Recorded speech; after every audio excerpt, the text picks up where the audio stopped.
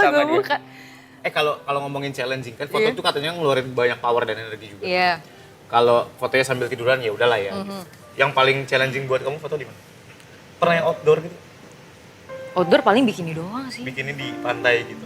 Nggak di- Panasnya apanya gitu. Iya paling kayak gitu sih Oh, oke. kalau bikini. Kalau yang challenging banget, yang capek banget kerjain itu apa? Di bathtub? Beta pernah beta. Enggak, maksudnya lebih capek? Enggak sih sama aja. Sama aja? Sama aja kok semuanya. Cuman agak susah aja kali ya? Iya karena kan air kan. Iya. Gitu basah. Di bathtub tuh agak susah. Licin. Licin ya? Di Iya. wastafel pernah? Pernah sih. Oh. Di mobil? Ini konteksnya pertanyaannya gimana ya, Bro? Bukan ini. Sabar, Pak. Oh Iya. foto di mobil pernah. Kitchen set. Pernah juga. Di Di mana lagi?